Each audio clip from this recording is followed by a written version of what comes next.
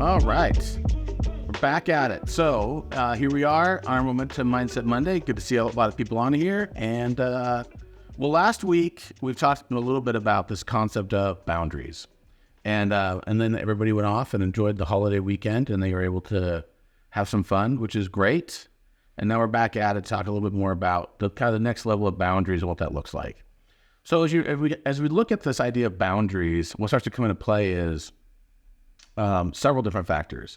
And how does that come into play when it comes to your real estate business? So what starts to happen when you start to move your business forward and you start to get different levels of your business, you're going to start to realize that you have to draw a line somewhere, because you're going to find yourself getting stretched and pulled by all different people who want your time, who want your attention. They want all different things from you. And the hard part for a lot of the agents in our brokerage and people that we associate with is we are so used to being so giving that it's hard to draw a line in the sand because it feels like we're doing something that's wrong. It also, we might feel like we're a bad guy because how dare us say no to people, because we're so used to saying yes to everything and to everyone. And especially when we're trying to move our business forward, we start to have all these different feelings of, well, I gotta be super accommodating. Like I gotta make things work for people. I gotta work on whatever terms they want. I just need things to move forward. So as we start to get this weird dynamic emotionally and internally, where we're trying to figure out how do we deal with this line in the sand. And what you'll find is there are a couple different concepts that start to come into play. At the end of the day, it is your personal peace that is crucial. You can have it with someone or all by yourself, but it should be a non-negotiable. So we're talking a little bit about this idea of non-negotiables in your business. And there have to be things that are in place that are non-negotiables.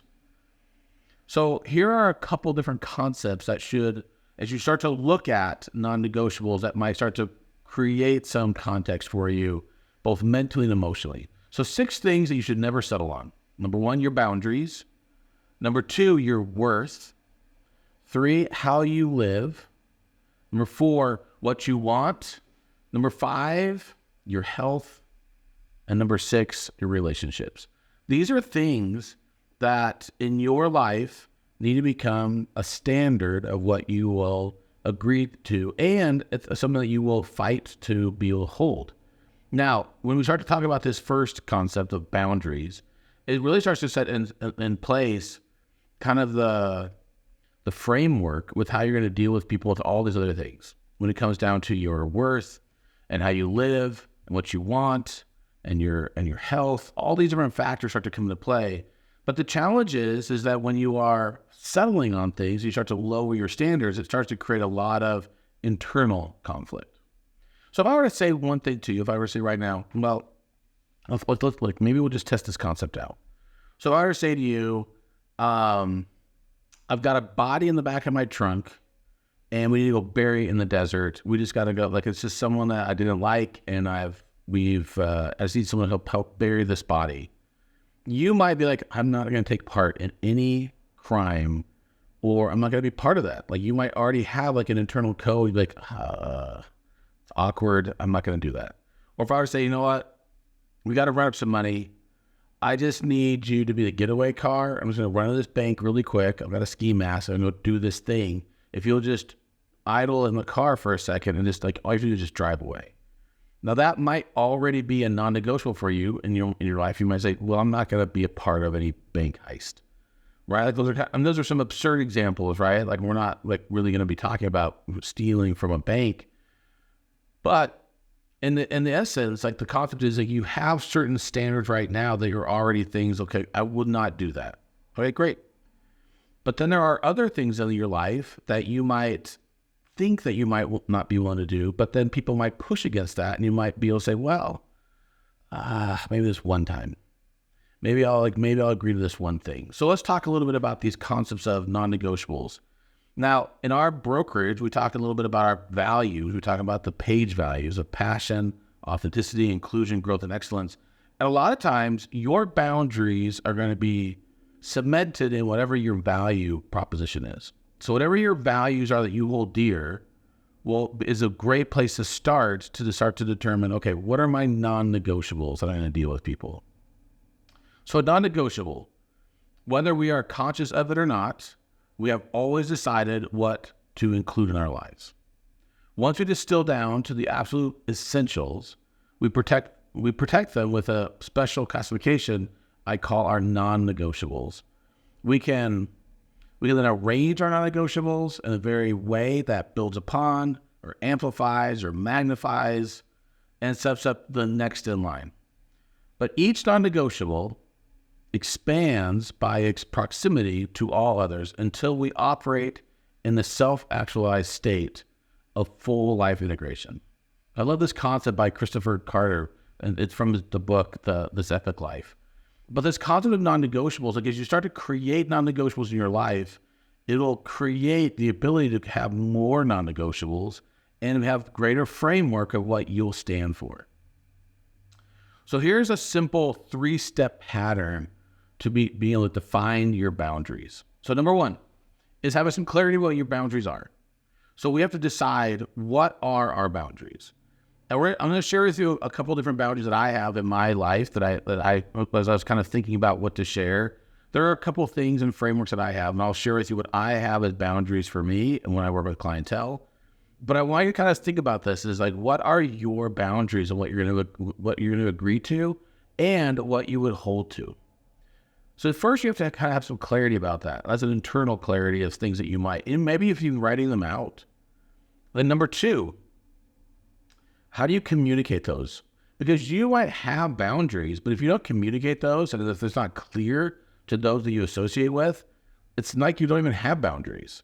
Because what it'll do is it'll just create more anxiety internally for you when everybody else pushing against whatever your your boundaries are. So if you are someone who has boundaries, but you keep them hidden, you don't communicate those, and you're not upfront about those, you're really creating a hard place for you in your life because people are going to push against those boundaries, and you've got to be able to communicate those out front.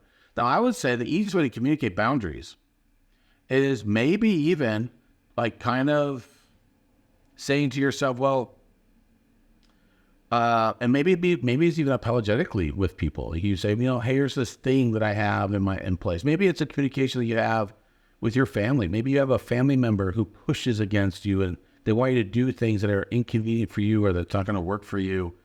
And so you might have to apologize to start out in the beginning of that conversation. So it might be on the lines of a framework around, so let me give an example of something along those lines. Or, I have a simple one that came from this morning. A couple of weeks ago, I had a client that I met with, or a potential client, and this potential client wanted us to list their home. And I said, well, we would be happy to list your home, but here's what the steps are that would be needed to happen. And this is the rate at what we would charge. So I don't want to do that. I said, I can appreciate that. And you don't have to do that. That's the beauty of this, is you don't have to do that.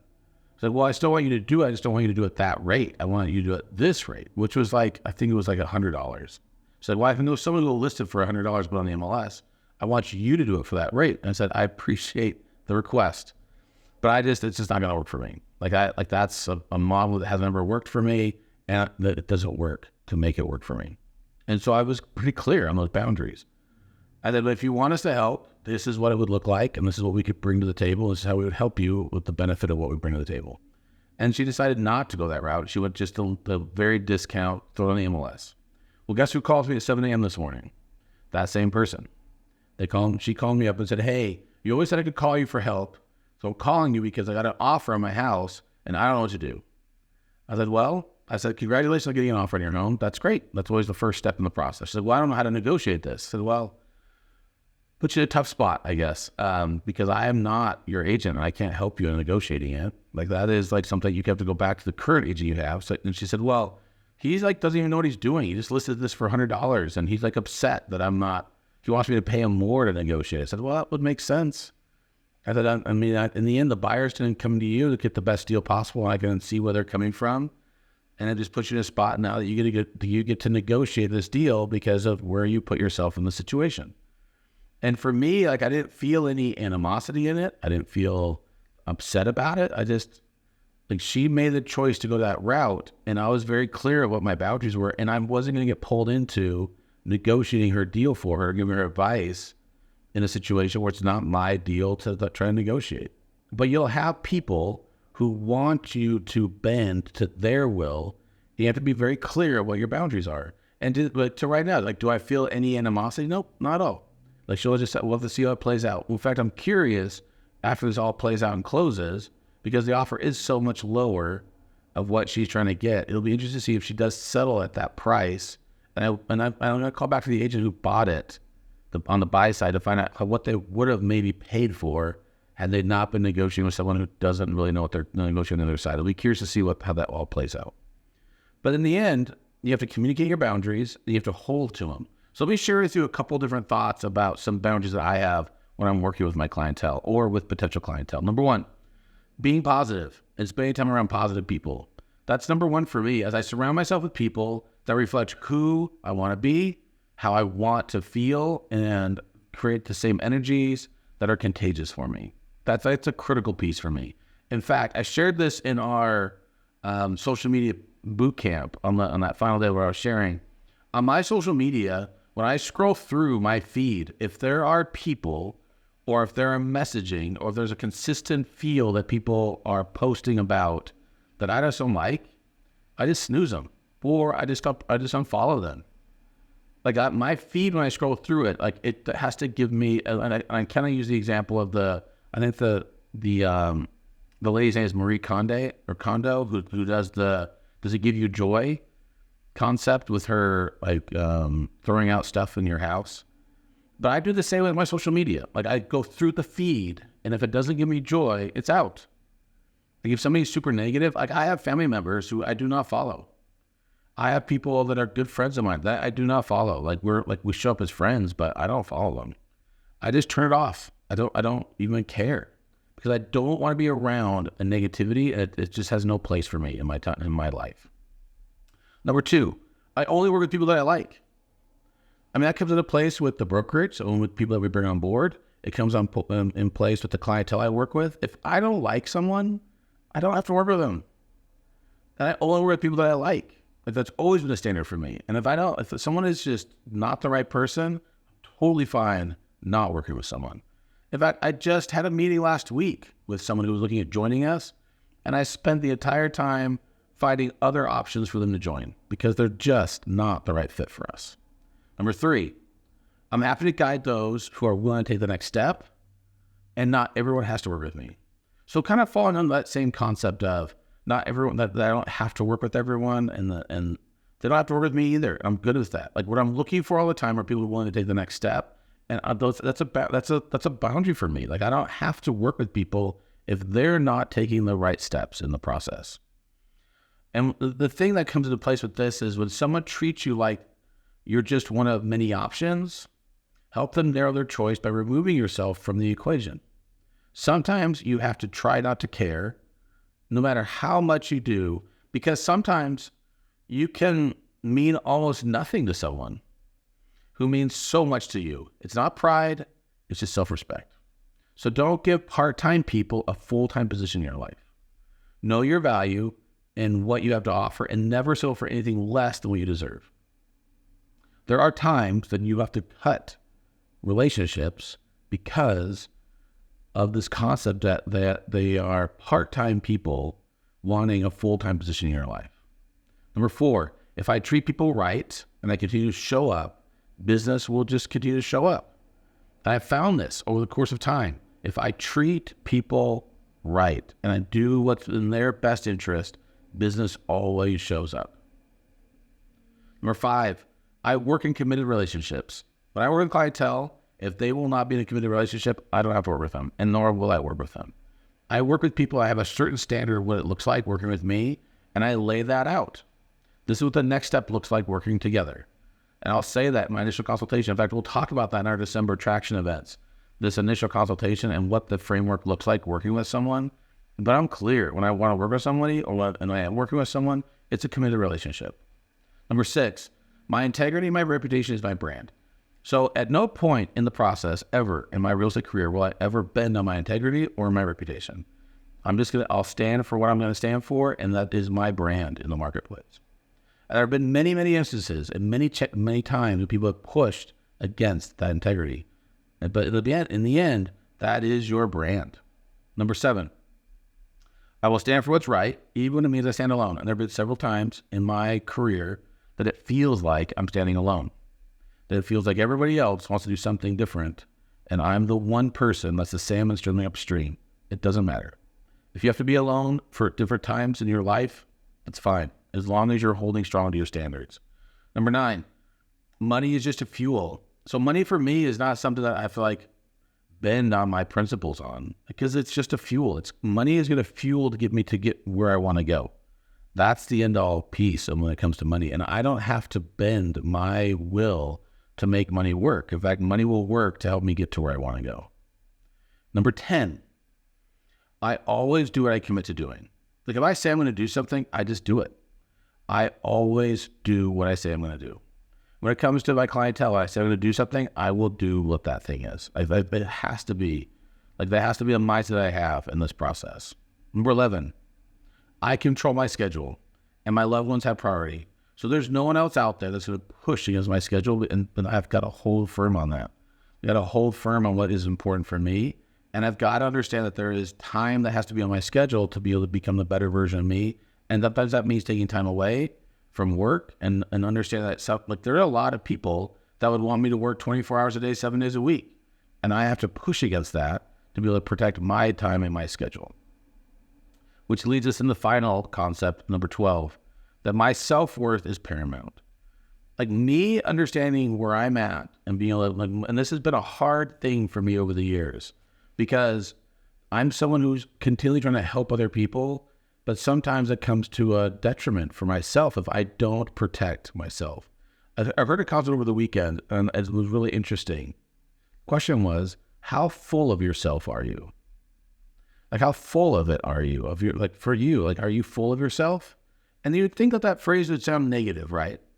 But then in the end, you should be more of yourself than anybody else. And how do you give if you're not full yourself? Like, you can't give from an empty pitcher. Like, you have to have time dedicated to yourself to be able to pour in on other people. If you're running on fumes, you can't help. You can't help the world. You can't help the community. You can't help your clientele. You can't be on fumes all the time. So it's critical to have self-worth and understanding how paramount your time is for yourself. So we've kind of wrapped this up. The final thought is setting boundaries is an act of love towards yourself and an act of respect towards others. So I hope this kind of gives you some frameworks, some ideas. You're kind of looking at creating your own standards of what kind of comes into place. Again, these are some that I rattled off that I've found for myself. But I think we all have to have our own standards to be able to work with the clientele that we need to. And as we move our business forward this next year, you'll be pushed more and more on what your standards are. All right, so we're going to do our breakout sessions now. We're going to move into, so Rena's here to do some additional coaching and help with wherever you're at in your business. I think Molly's back in town from her trip overseas, and I don't think Allie's on today. She kind of hurt her back while she was in Texas over the weekend, so she might be out of commission. But First Calling Mortgage is in the house, so if you want to jump on with them, and then I'll have my breakout session too. So those are all the breakout sessions, and stop the recording here. Recording stopped. And you can jump into any of those breakout rooms. They are up and running right now. So all the rooms are open. Jump into any of those that you want. And thanks for being on here, you guys.